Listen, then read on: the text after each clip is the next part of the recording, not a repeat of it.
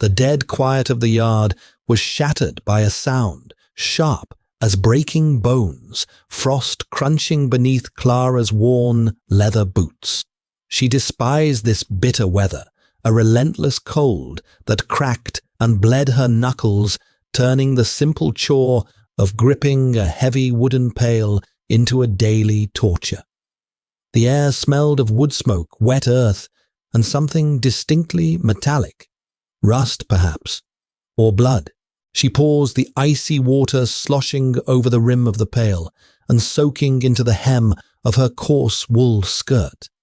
The heavy thud of hooves and the unmistakable rhythmic padding of massive paws had been echoing up the valley for an hour. Now they were here, right outside the sagging wooden fence of her family's farm. Clara didn't run inside. She didn't drop the pail in terror. She just stood there, her breath pluming in the freezing air, feeling a dull, heavy knot tighten in her stomach. Fear was an expensive emotion. She couldn't afford it. Instead, she felt a profound, exhausting annoyance. 5 men rode on horseback. They were massive, clad in dark leathers and heavy furs that looked entirely too warm. Flanking the horses were the wolves. They were not the scrawny, desperate scavengers that sometimes harassed the sheep in deep winter. These beasts were the size of yearling calves, their coats thick and glossy in shades of slate ash and midnight, their yellow eyes locked onto her. Clara stared back. She shifted her weight, the freezing water seeping through her boots, and watched as the lead rider dismounted. He didn't look like a king. Kings in Clara's limited and cynical imagination wore velvet and sat on uncomfortable chairs. This man looked like a storm-given flesh. He was tall, broad-shouldered, with a jawline that seemed carved from granite and a shadow of dark scruff covering the lower half of his face. A jagged scar cut through his left eyebrow. He smelled of pine needles, ozone, and an undercurrent of something wild and predatory that made the hairs on Clara's arms stand up. "Alden," the man said. His voice was a low rumble, the kind of sound that vibrated in your chest before you actually heard it. Clara's father stepped out onto the porch. Alden was a small man, made smaller by years of poor harvests and a weakness for cheap ale. He wiped his hands nervously on his stained apron, his eyes darting between the massive wolves and the man standing in his mud-slicked yard. "Lord Kalen," Alden said, his voice cracking. He bowed awkwardly, looking entirely foolish. Clara rolled her eyes, turning back to the trough. She poured the water in the ice, clinking against the sides. She knew why they were here. The taxes were due. The Alpha King's territory expanded every year, and living on the border meant paying a heavy price for protection. Protection from what Clara often wondered, since the only things terrifying enough to kill them were the ones currently demanding payment. She wiped her wet hands on her apron and walked toward the house, intending to bypass the entire humiliating exchange. But as she neared the porch, her father spoke again. "I don't have the coin, my lord. The frost came early. The wheat—" "I don't care about your wheat, Alden," Kalen interrupted. He didn't raise his voice, but the sheer force of it made Alden flinch. Clara stopped by the porch steps. She looked at her father. He was sweating despite the freezing temperature. He wouldn't look at Kalen. He wouldn't look at her either. That was the first sign. The second was the heavy leather pouch sitting on the chopping block next to the door. It wasn't there when she went to the well. The agreement was silver, or equivalent value, Kalen said slowly. He turned his head, his dark eyes locking onto Clara. They weren't black, she realized. They were a deep, rich amber, like old whiskey. I am willing to accept alternative payment. Alden swallowed hard. His Adam's apple bobbed in his throat. She's strong, works from dawn till dusk, barely eats a thing. Clara stopped breathing. The wind howled through the bare branches of the oak tree behind the house, a desolate, lonely sound. She looked at her father. She expected to feel a sudden, violent rage. She expected to scream, to throw something, to curse him, to whatever hell the priests muttered about on Sundays. But she didn't. Instead, a strange, hollow calmness washed over her. It was the feeling of dropping a glass and watching it shatter. The damage was done. The mess was there, and getting angry wouldn't put the pieces back together. She just felt deeply, profoundly tired. "You sold me," Clara said. Her voice was flat, devoid of the hysterics her father clearly expected. Alden finally looked at her, his eyes wide and pleading. "Clara, please. It's for your brothers. We won't survive the winter. He paid double the tax in silver. You'll have food, a warm bed. I'll be a thrall to a pack of dogs," she corrected him, her tone conversational. She looked down at her mud-caked boots. "Double the tax. At least I wasn't cheap." Kalen stepped forward. The heavy thud of his boots on the wooden steps sounded like a death knell. He stopped a few feet from her. Up close, the wild, predatory scent of him was overwhelming. It made her head spin. "You are not a thrall," Kalen said, his amber eyes boring into hers. "You are collateral." Clara scoffed a short, bitter sound. "Dress it up however you like, my lord. A pig in a silk ribbon still smells like shite." One of the men on horseback choked back a laugh. Kalen's expression didn't change, but a muscle twitched in his jaw. He reached out his large, calloused hand, brushing the rough wool of her cloak. His touch was unexpectedly warm, burning through the damp fabric. "Pack your things," Kalen ordered softly. "We leave at first light." He turned and walked away, his wolves falling into step behind him. Clara watched him go, then looked at the heavy leather pouch on the chopping block. She reached out, picked it up, and threw it hard against her father's chest. Alden scrambled to catch it, the heavy silver coins clinking together. "Count it carefully, father," Clara said, turning toward the door. "Make sure I was worth it." Inside the house felt too small. The air was thick with the smell of boiled cabbage and the underlying scent of unwashed bodies. Clara's two younger brothers, Finn and Toby, sat by the hearth, their faces pale and eyes wide. They had heard. Of course they had. The walls of the farmhouse were thin as paper. Clara ignored them. She walked into the tiny alcove she shared with them, pulled a moth-eaten canvas sack from under her cot, and began shoving her few possessions inside. A spare wool shift, 2 pairs of darned socks, a carved wooden comb her mother had given her before she died, a rusted knife she used for skinning rabbits. That was it. 19 years of a life packed into a sack smaller than a feed bag. She tied the sack closed with a vicious tug, the rough twine biting into her raw fingers. She stood up, staring at the empty cot. Suddenly, the stale air of the house felt like it was suffocating her. She couldn't stay here tonight. She couldn't listen to her father's sniveling excuses, or see the guilt in her brother's eyes. Guilt they shouldn't have to carry because they were just children, and she was the price of their survival. Clara grabbed her sack, her heavy winter cloak, and a half loaf of stale bread from the pantry. "Clara." Finn's voice was small, trembling. She stopped her hand on the wooden latch of the front door. She didn't turn around. If she looked at him, she would break. The hollow calmness would shatter, and she would fall apart. "Make sure he chops the wood dry, Finn," she said quietly. "If he uses the green wood, the chimney will smoke." She pushed the door open and stepped out into the freezing night.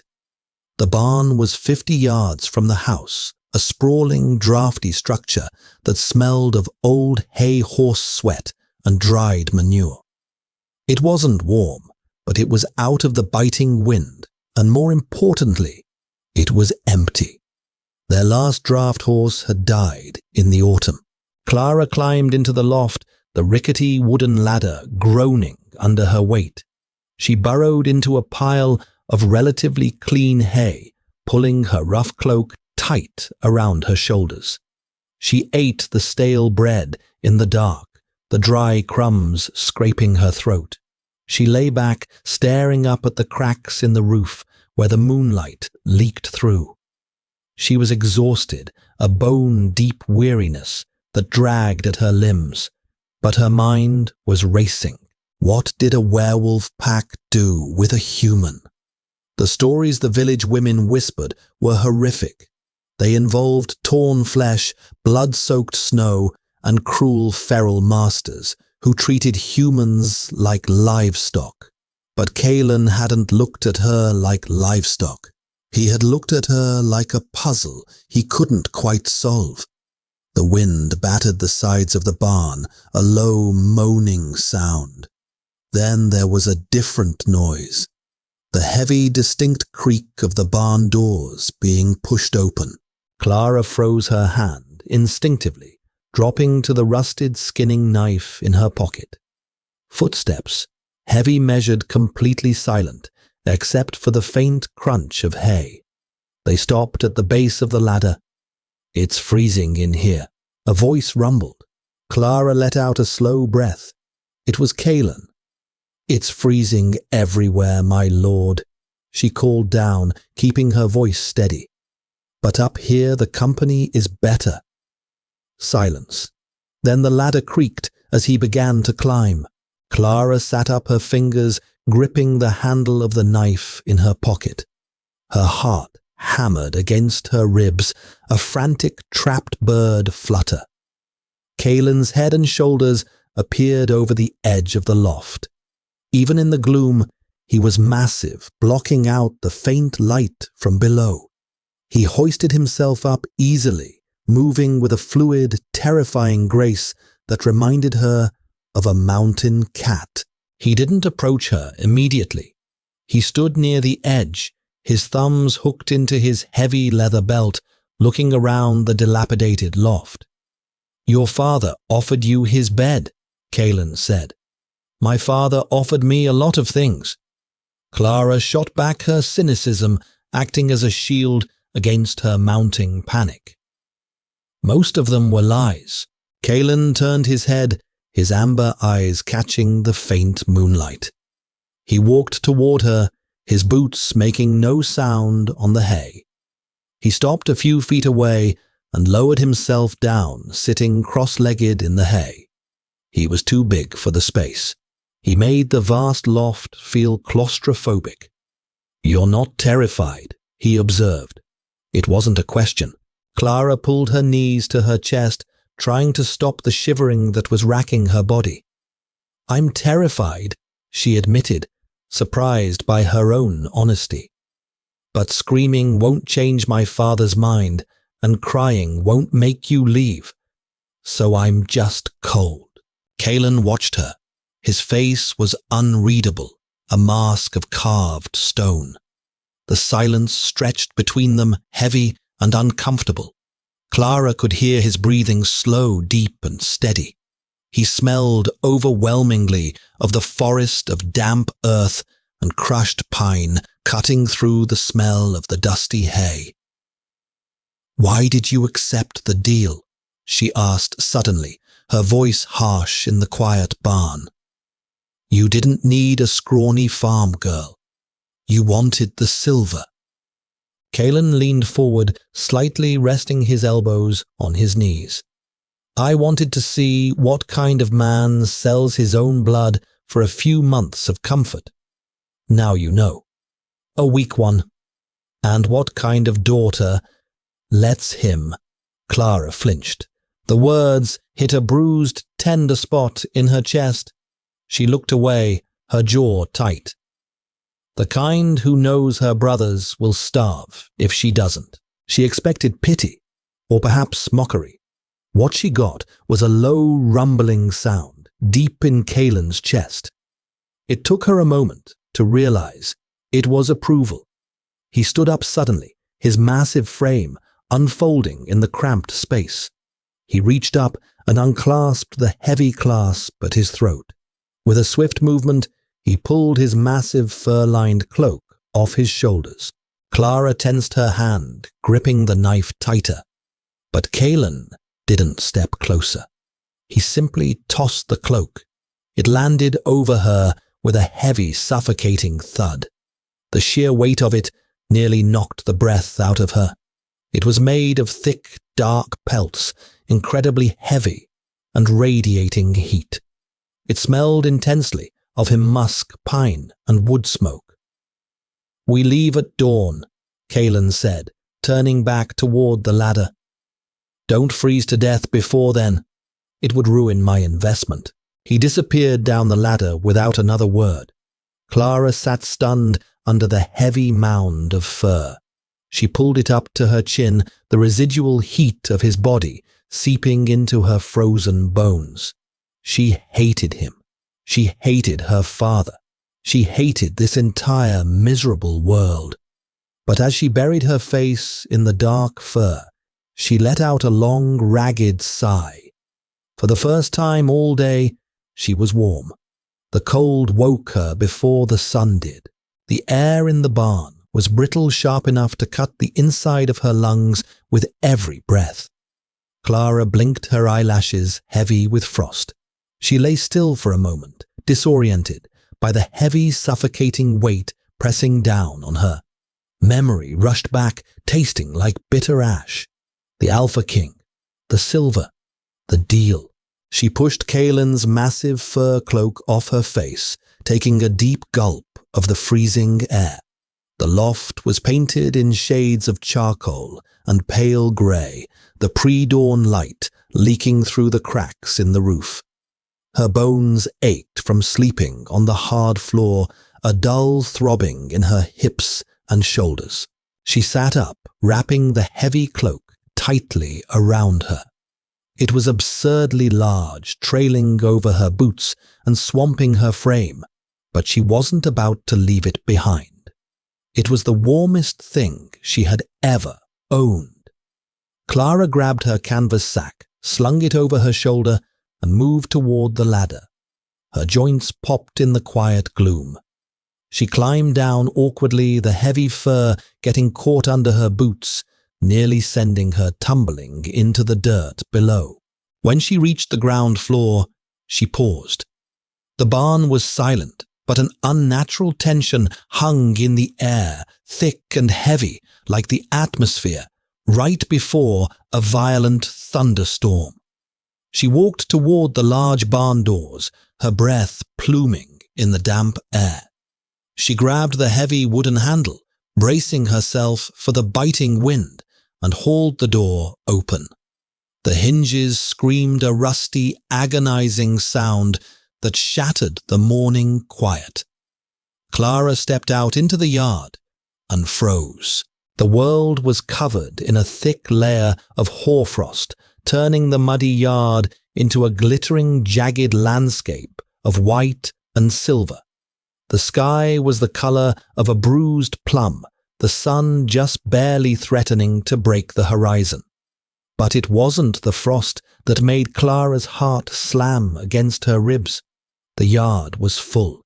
Every single wolf from Kaelin's pack, easily 24 massive beasts, was gathered in the space between the barn and the farmhouse. They weren't pacing. They weren't growling. They were kneeling. They were arranged in a wide semicircle facing the barn doors. Their front legs were bowed, their massive heads lowered until their snouts rested against the frost-covered mud. The utter stillness of so many apex predators was terrifying. It was wrong. It defied nature. Clara took a step back, her hand clutching the edge of Kaelin's heavy cloak, her knuckles white. Her breath hitched in her throat. She looked around frantically, expecting an ambush, expecting them to lunge. A sharp gasp broke the silence. Clara looked toward the farmhouse. Her father, Alden, was standing on the porch, a bucket of ashes dangling loosely from his hand. His face was the color of old parchment, his eyes wide with an absolute primal terror. He was staring not at the wolves, but at Clara. What is this? Alden stammered, his voice barely a whisper, yet carrying clearly in the crisp air.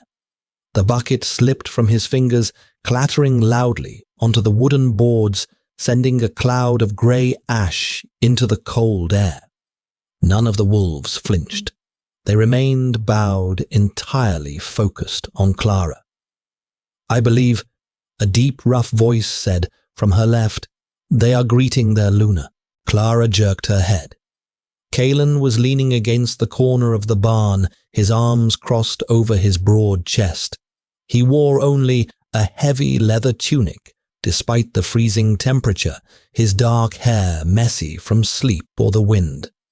The jagged scar across his eyebrow was stark white in the dim light. He was watching her, those amber eyes, sharp and calculating. "Luna." Clara repeated the word, tasting strange on her tongue. I don't know what that means. I'm human. I was sold." "You were," Kaelin agreed, pushing off the barn wall and walking slowly toward her. His boots crushed the frost with a rhythmic crunch. "But wolves do not understand commerce, Clara. They understand dominance, submission, and scent." He stopped a few feet from her, gesturing toward the heavy fur cloak draped over her shoulders. "My mantle," he said quietly. "To a wolf, scent is everything. I gave you my scent. I wrapped you in my authority. To them, you didn't just survive the night in a barn. You emerged wearing the absolute protection and submission of their alpha." Clara stared at him, her mind struggling to process the information. She looked down at the dark fur, smelling the intense, earthy scent of pine and musk that was permanently embedded in it. Then she looked back at the terrifying beasts kneeling in the mud. "You did this on purpose," she breathed, realizing the gravity of the situation. "You could have given me a blanket. You gave me this." Kaelin didn't smile, but the corners of his eyes crinkled slightly. "I told you, I don't care about your father's wheat, and I don't buy slaves." "Then what did you buy?" she demanded, her voice rising, shedding the calm facade she had clung to. Her hands shook as she clutched the fur. "What am I to you?" Kaelin stepped closer. The heat radiating off his body was palpable, a stark contrast to the freezing morning air. He looked down at her, his expression intense and entirely unreadable. "That," Kaelin rumbled, his voice dropping an octave, vibrating in the space between them, "is what we are going to find out." He turned his back to her and faced the pack. He let out a single sharp whistle that cut through the morning air like a blade. Instantly the wolves rose. The synchronized movement of 24 massive bodies was staggering. They shook the frost from their coats, the sound like a heavy wind rattling through dry leaves. They didn't bark or howl. They simply turned and began to trot toward the tree line, disappearing into the dark, mist-shrouded forest. Kaelin walked toward the horses, that his men were bringing around from the far side of the house. He mounted a massive black stallion in one fluid motion, then looked back at Clara. "Are you coming, Clara?" he asked, his tone neutral. "Or do you want to stay and chop wood for the man who traded you for a bag of rocks?" Clara looked at the farmhouse. Her father was still standing on the porch, paralyzed by fear, staring at her as if she were a monster. Her brothers were nowhere to be seen. She felt a sudden sharp ache in her chest for Finn and Toby, a heavy stone of guilt that she knew she would carry forever. But as she looked at her father's terrified, cowardly face, the ache hardened into something else, something cold and resolute. She pulled the heavy fur cloak tighter around her shoulders, the scent of the alpha filling her lungs, grounding her. She didn't look at her father again. She walked past him, her boots crunching in the mud, and moved toward Kaelin and the waiting horses. She didn't know what awaited her in the Alpha King's territory. She didn't know if she was a guest, a prisoner, or something far more complicated. But as she reached for the saddle horn, her hands stopped shaking. The air smelled of pine rust and the terrifying, exhilarating scent of a new, dangerous world. Mud flaked off Clara's boots in dry, grey crusts, raining down onto the stirrups of the roan gelding she'd been given. Riding was not a luxury she had ever experienced. To her horses were for ploughs and heavy carts, not for sitting upon while they chewed up the miles. After 6 hours in the saddle, every muscle in her lower back screamed.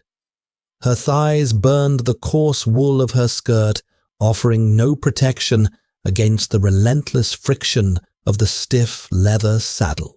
She shifted her weight, biting the inside of her cheek to keep from groaning. Complaining was useless.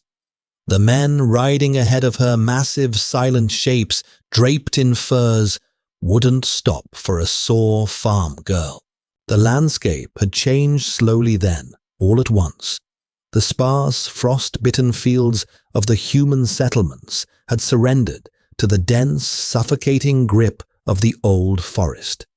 These were the Alpha's lands.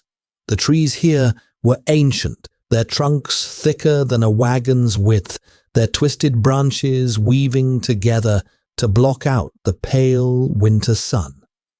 The air felt heavier here. It smelled of decay and aggressive growth, damp moss, rotting pine needles, and the sharp metallic tang of ozone. And then there were the wolves. They didn't run like dogs. They flowed. 24 massive beasts moved through the dense underbrush with a terrifying lack of sound. Occasionally, a grey or black flank would brush past Clara's horse. The roan gelding, surprisingly, didn't panic. It just kept its head down, plodding along, as if being escorted by apex predators was a perfectly normal Tuesday. A large beast with a coat the color of dirty ash broke from the tree line and fell into step right beside Clara's stirrup. Its shoulder was nearly level with her knee. Clara stiffened. She gripped the saddle horn tighter, her knuckles turning white. She didn't look down. She stared straight ahead at the broad back of the rider in front of her, a man Kaelin had called Garrick. The wolf let out a low, huffing breath that sent a plume of white mist into the air. It bumped its heavy head against the toe of Clara's boot. She flinched, pulling her foot back instinctively. The wolf looked up. Its eyes were a pale, icy blue, entirely devoid of human empathy, yet burning with a sharp, calculating intelligence. It wasn't threatening her. It was testing her. "Don't pull away." Kaelin's voice drifted back to her. He was riding at the head of the column, his black stallion setting a brutal pace. But he had twisted in his saddle to watch her. His amber eyes were fixed on her leg, where the ash-colored wolf was now sniffing the hem of Kaelin's heavy fur cloak that still draped over her shoulders. "They smell me on you." Kaelin called out, his voice a low rumble that cut through the crunch of hooves. "But they need to learn your scent underneath it. If you act like prey, they will treat you like prey. Keep your foot still." Clara swallowed the dry lump in her throat. Easy for him to say. He was the monster in charge. She was just a girl with a rusted skinning knife in her pocket. Slowly, deliberately, she forced her leg back into position. Her boot hung inches from the wolf's powerful jaws. The beast sniffed her muddy leather, its wet nose leaving a smear of moisture on the toe. It lingered for a terrifying 3 seconds, analyzing the sweat, the fear, the lingering scent of her father's farm, and the heavy musk of the alpha's mantle. Then it sneezed, shook its massive head, and trotted forward to join the rest of the pack. Clara let out a breath she didn't realize she was holding. Her hands were shaking violently. She shoved them under the heavy fur cloak, desperate for the warmth. Garrick dropped back his horse, falling into step beside hers. He was an older man, his face a map of deep ravines and faded white scars. He offered her a leather water skin. "Drink," he said gruffly. Clara took it. The water was freezing and tasted strongly of cured hide and iron, but it soothed her raw throat. She handed it back, wiping her mouth with the back of her cold hand. "Thank you," she rasped. Garrick didn't smile. He studied her, his gaze lingering on the oversized cloak, swallowing her frame. "You don't weep," he noted. It wasn't a compliment. It was an observation of a strange anomaly.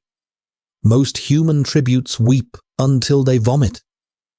"I don't have the moisture to spare," Clara replied dryly, staring straight ahead into the gloom of the trees. "Besides, weeping implies I think someone is coming to save me. I'm not stupid."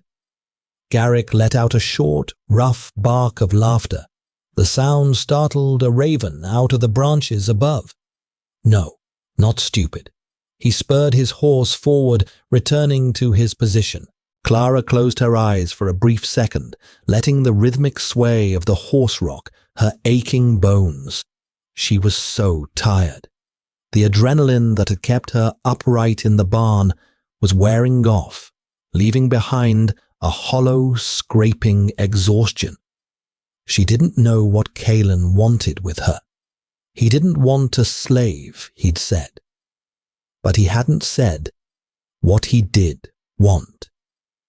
The uncertainty was a slow, grinding torture, far worse than the immediate threat of violence.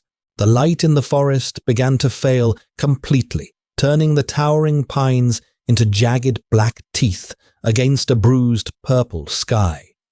"Hold," Kaelin's voice rang out. The column ground to a halt. Clara opened her eyes. The thick wall of trees ahead had suddenly given way to a steep, rocky incline. And sitting at the top of that incline, carved directly into the unforgiving granite of the mountain, was a fortress. It wasn't a castle of white stone and banners. It was a brutal, ugly structure of dark timber iron and rough-hewn rock. It looked less like a home and more like a heavy scab covering a wound in the earth. Smoke poured from 6 stone chimneys, thick and greasy, carrying the heavy, intoxicating smell of roasting meatwood ash and wet fur. "Welcome to the deeps, Clara," Kaelin said. He wasn't looking at her. He was staring up at the fortress, a grim satisfaction settling over his harsh features. Dismounting was a catastrophic failure. When the roan gelding finally stopped in the muddy, torchlit courtyard of the fortress, Clara kicked her boots out of the stirrups and tried to swing her leg over the saddle. Her brain sent the command. Her muscles flatly refused.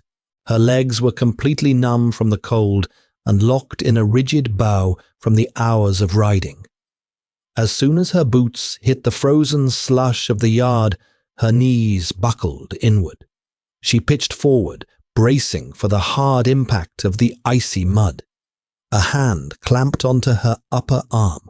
The grip was terrifyingly strong, fingers digging through the thick fur of the cloak and biting into her bicep. Clara gasped, dangling for a second, before she was hauled upright with embarrassing ease. "Easy," Kalen muttered. He didn't let go of her arm. He stood far too close, a towering wall of dark leather and radiating heat. "The blood has left your legs. Walk through it."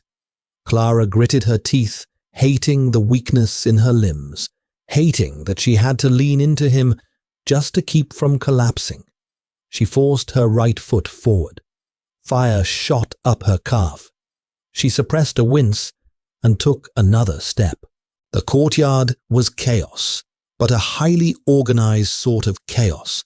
Men and women moved quickly, taking the horses, carrying heavy crates and barking orders. They were a rough-looking people clad in leathers, heavy wool, and pelts. Many bore scars. All of them moved with that same fluid, predatory grace Kalen possessed. And all of them stopped what they were doing to stare at Clara. The silence rippled outward from where she stood, with Kalen dampening the noise of the yard until only the crackle of the iron fire braziers remained. They weren't looking at her with pity. They were looking at her with a mix of hostility, confusion, and raw hunger. She was a human. A fragile, slow, soft thing brought into a den of wolves. But then their nostrils flared. Clara watched a heavy-set woman carrying a bucket of grain stop dead in her tracks, her head tilting back slightly as she tasted the air. The woman's eyes darted from Clara's face to the massive fur cloak draped over her shoulders, and finally to Kalen's hand gripping her arm. The hostility didn't vanish, but it morphed into a wary, grudging deference. Several of the onlookers lowered their heads, exposing the sides of their necks in a gesture that felt uncomfortably intimate. Kalen ignored them. He practically dragged Clara up a set of wide, shallow stone steps and pushed open a pair of massive oak doors reinforced with black iron. The heat inside hit Clara like a physical blow. It was a sprawling, cavernous hall built from raw timber and stone. 3 massive hearths roared with roaring fires, throwing frantic dancing shadows against the vaulted ceiling. The air was thick with the smell of sizzling, fat, stale ale and the overwhelming, suffocating scent of too many bodies packed into an enclosed space. Long wooden tables filled the room, packed with people eating, drinking, and arguing loudly. The noise was deafening. As Kalen led her into the room, the noise died. It was the yard all over again, but magnified by the sheer volume of bodies. Hundreds of pairs of eyes turned to lock onto Clara. The heavy, oppressive weight of their combined stare made her stomach twist. She stood straighter despite the agonizing cramp in her thighs. She would not cower. She would not let her father's cowardice be the only legacy of her bloodline. She set her jaw, locking her terrified, trembling hands tightly together under the heavy fur.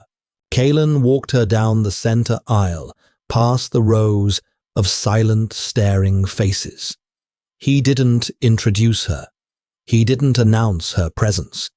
He simply brought her to the high table at the back of the hall, situated dangerously close to the largest roaring hearth. A woman stood up from the table as they approached.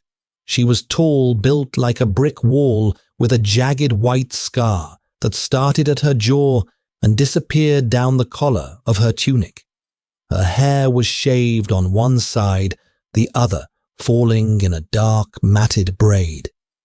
"Alpha," the woman said. Her voice was grating like stones grinding together. She looked at Clara, her upper lip curling slightly in a sneer. "You brought a pet." "I brought a debt paid," Kalen corrected his voice, carrying easily through the silent hall. He released Clara's arm. "This is Clara." He didn't elaborate. He didn't say she was a servant, a guest, or a thrall. He just said her name, leaving the entire pack suspended in a state of dangerous ambiguity.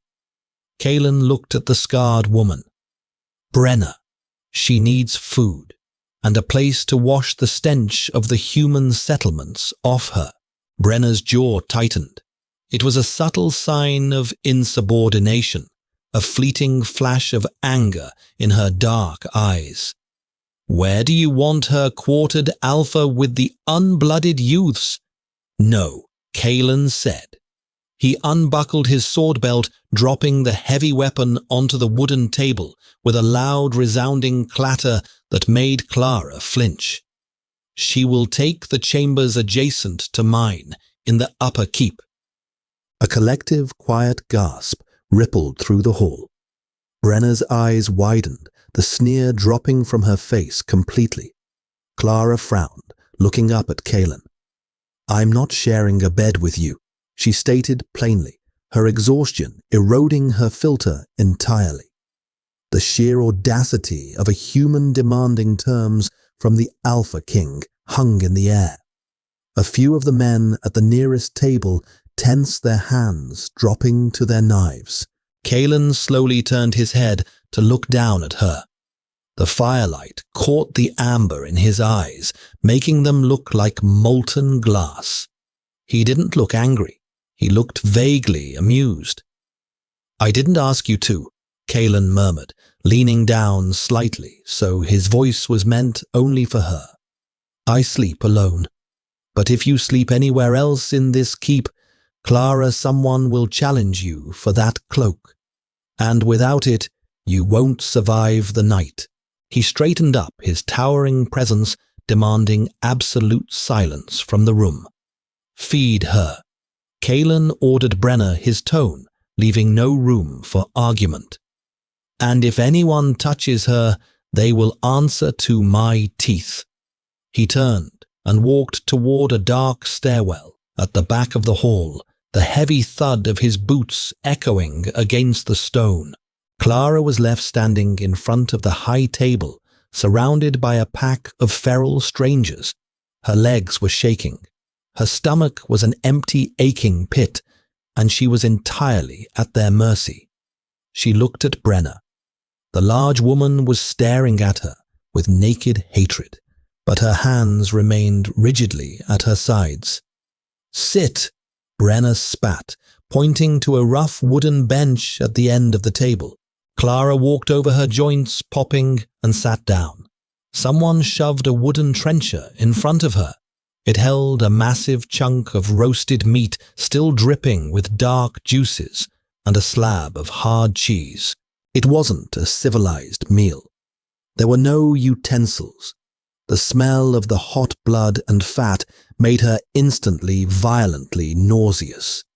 But then, the survival instinct kicked in, the same instinct that had forced her out into the freezing barn, the same instinct that told her to keep Kalen's heavy, suffocating mantle firmly wrapped around her shoulders. She reached out with unwashed, trembling hands, tore a piece of the meat from the bone, and began to eat. Grease coated the roof of Clara's mouth, thick and foul. The meat was completely unseasoned, heavily charred on the outside, and bleeding a dark, lukewarm red on the inside. It tasted of wood ash copper and undeniable panic. Her stomach violently rebelled. A sharp wave of nausea hit the back of her throat, thick with bile. She closed her eyes, forcing her jaw to keep working. Chew. Breathe through the nose. Swallow. Repeat. If she stopped, she would vomit. If she vomited, she would show weakness. In a room full of apex predators who communicated through dominance and scent weakness was a death sentence.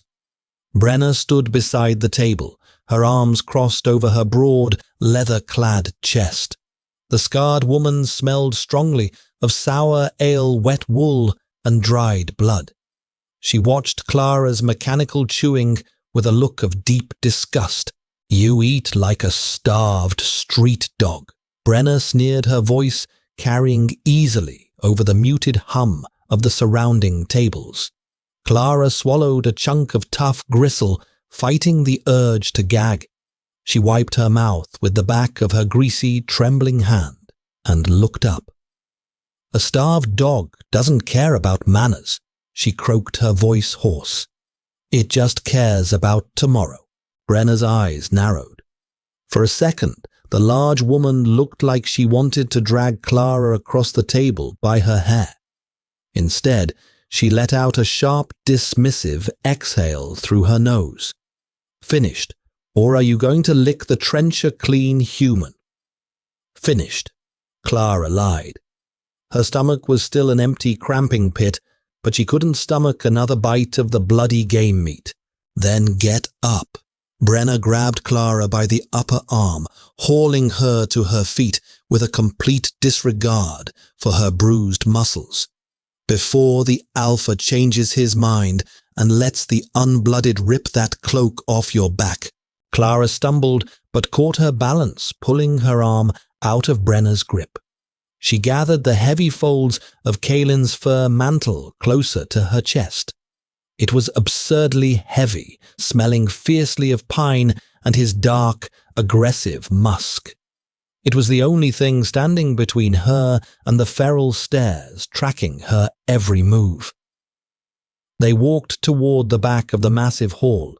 The heat from the roaring hearths faded as soon as they stepped into the stone stairwell. It was pitch black, lit only by a few sputtering iron sconces that smelled of cheap, eye-watering pitch. The stairs were steep cut from raw, uneven granite. Every upward step sent a jagged spike of pain through Clara's locked thighs and bruised lower back. She gripped the cold stone wall to steady herself, her breath coming in ragged, shallow gasps. "Keep moving," Brenna barked from the darkness above.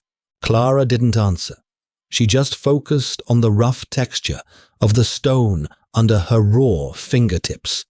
Cold, solid, real. She forced herself to place one foot in front of the other. The noise of the great hall below gradually muffled into a dull, indistinguishable thudding, replaced by the heavy, suffocating silence of the upper keep. The air up here was different. It didn't smell of roasting meat or unwashed bodies. It smelled of old dust, freezing drafts, and an overwhelming concentration of ozone and pine. The alpha's scent. It permeated the very mortar of the walls. They reached a narrow landing. A thick carpet, surprisingly soft and woven in muted earth tones, covered the stone floor. Heavy tapestries hung on the walls, dampening the sound of their footsteps. Brenna stopped in front of a massive iron-banded oak door. She pointed a thick, calloused finger at it. The Alpha's quarters. Clara stared at the door. It looked like a vault. Brenna pivoted, pointing to a slightly smaller door directly across the narrow corridor. "Yours." She reached out, shoved the heavy iron latch up, and kicked the door open. A blast of stale, freezing air washed over them. "There's wood in the basket, water in the pitcher." Brenna said, her tone devoid of any hospitality. "Don't wander. The guards in the lower corridors don't care what you smell like. If they catch you sneaking around, they'll snap your neck and claim you were trying to steal."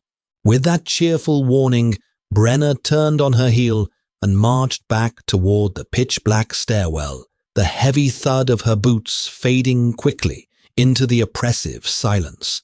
Clara stood alone in the corridor. The absolute quiet was worse than the chaotic noise of the hall. It pressed against her ears, making her hyper-aware of her own ragged breathing. She stepped into her room and pushed the heavy door shut. The iron latch dropped into place with a definitive ringing finality. It sounded entirely like a cell. The room was Spartan, entirely lacking the velvet luxury her father had cynically promised her. The walls were bare grey stone, weeping with condensation. A narrow bed frame, built from rough-hewn timber, sat pushed against the far wall, covered in a thin wool mattress and a pile of thick, mismatched pelts. A modest stone hearth occupied the opposite wall, holding a pathetic pile of grey embers that gave off virtually no heat. Next to the hearth sat a heavy wooden bucket, a tin pitcher, and a small rough-spun towel. Clara stood in the center of the room. The hollow calmness that had carried her through the horrific morning, the agonizing ride, and the terrifying feast finally cracked. Her knees gave out. She dropped to the cold stone floor, the heavy fur cloak pooling around her like a puddle of ink. She didn't cry. Crying required energy, and she had none left to give. Instead, a violent, uncontrollable shivering took over her body. Her teeth chattered so hard her jaw ached. She wrapped her arms around her knees, burying her face in the rough wool of her skirt. She was entirely alone, sold for a sack of silver, trapped in a fortress of monsters. The harsh reality scraped against her mind, leaving raw, bleeding panic in its wake. How long until Kalen grew bored of his experiment? How long until he demanded a return on his investment? She was a farm girl. She knew how animals worked. You fed them, you sheltered them, and eventually you used them. She stayed on the floor for a long time, listening to the wind howl outside the narrow slit of a window. Eventually, the biting cold of the floor stones seeping through her skirt forced her to move. Clara forced herself up her joints, popping loudly in the quiet room. She walked stiffly over to the hearth. Her hands, red-chapped and bleeding around the cuticles, fumbled awkwardly with the flint and steel she found sitting on the mantel. It took her 4 agonizing tries to strike a spark that caught the dry tinder. She fed the small fire with shaking hands, piling on thin strips of kindling until the flames licked upward, casting long, frantic shadows across the grey walls. Only then did she unfasten the heavy iron clasp at her throat. Kalen's cloak slid off her shoulders, hitting the floor with a heavy thud. Without its oppressive, suffocating heat, the freezing air of the room bit into her skin through her thin wool shift. But she felt a sudden, sharp relief. Without the cloak, she could breathe. She didn't smell like a predatory beast. She just smelled like mud horse, sweat, and fear. She walked over to the wooden bucket. The water inside had a thin, jagged layer of ice crusting over the top. Clara grabbed the tin pitcher and shattered the ice with a brutal downward strike. She poured the freezing water into a chipped ceramic basin. Grabbing the rough towel, she dipped it in the water and began to aggressively scrub her face. The cold burned her skin, but it washed away the grease, the dirt, and the lingering, suffocating scent of the great hall. She scrubbed her neck, her arms, and her raw, bleeding hands until her skin was a blotchy, stinging red. The water in the basin turned a muddy, pinkish brown. Clara dropped the wet towel and leaned her hands on the edge of the washstand. She stared blindly down at the dirty water, her chest heaving. A sharp, metallic click broke the silence. Clara flinched, spinning around her hand instinctively, flying to the rusted skinning knife still tucked in her apron pocket. The heavy oak door was pushed open. Kalen stood in the doorway. He had changed. The heavy leathers and mud-spattered boots were gone.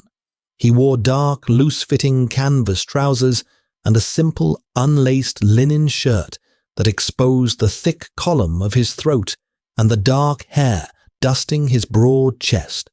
Without his armor and his wolves, he looked dangerously human. But his eyes were still that eerie, glowing amber. He didn't step into the room right away.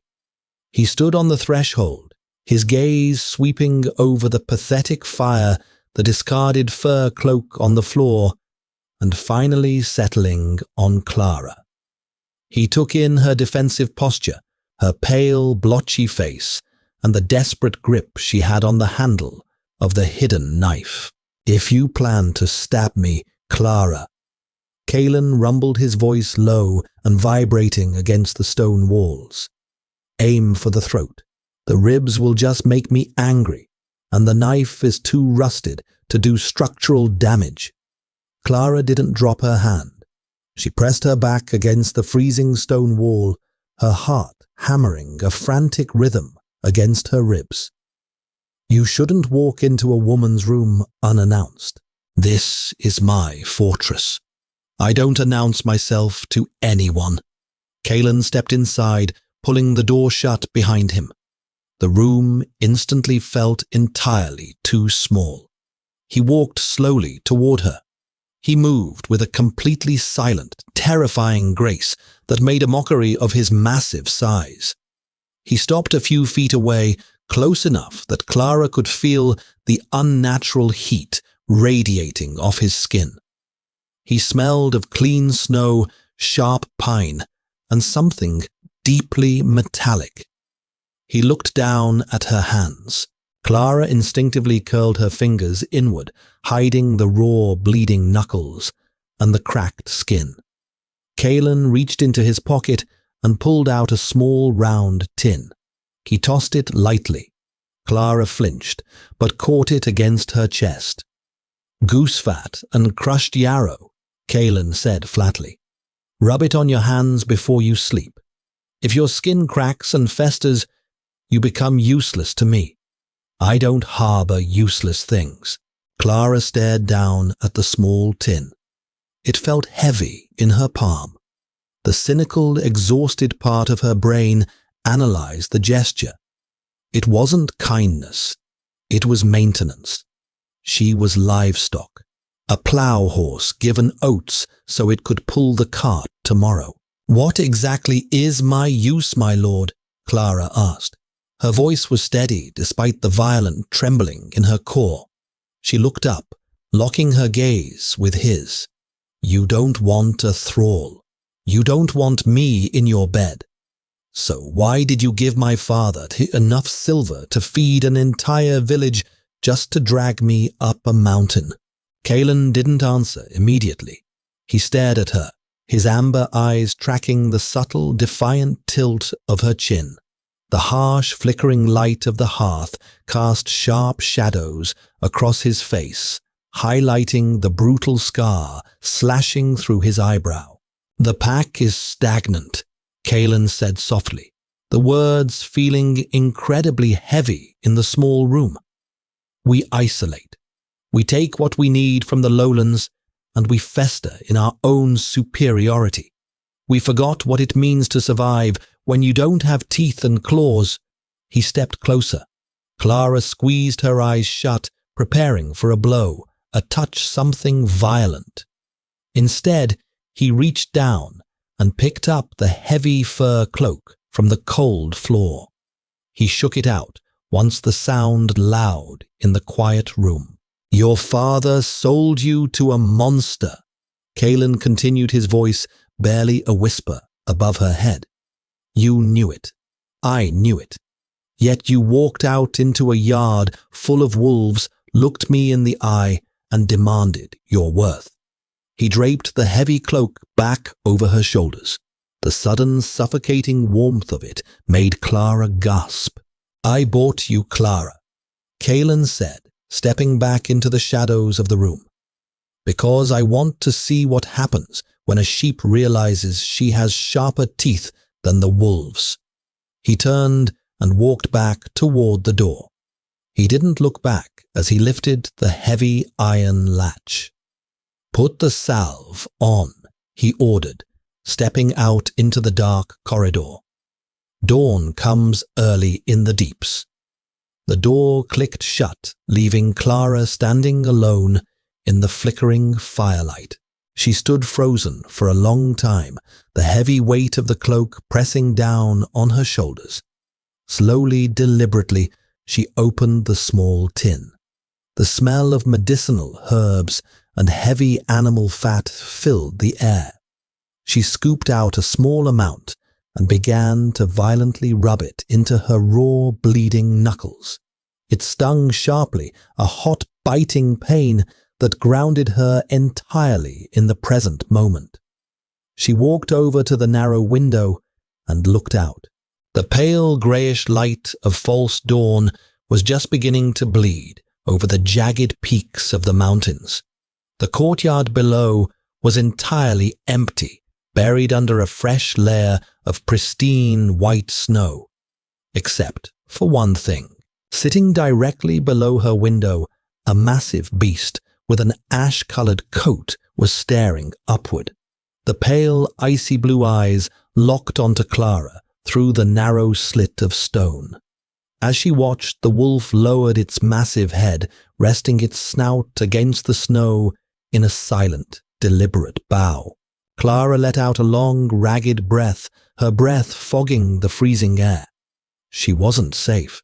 She was surrounded by monsters, trapped in a brutal, violent world.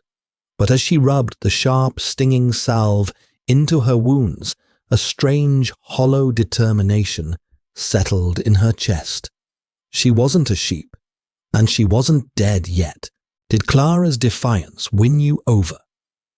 If you loved this grounded, gritty tale of survival and dangerous romance, hit that like button and subscribe to our channel for more intense, sensory-rich stories. Share your thoughts in the comments. What do you think Kalen truly wants with her? Don't forget to share this video with your friends so they can join the pack. See you in the next dark chapter.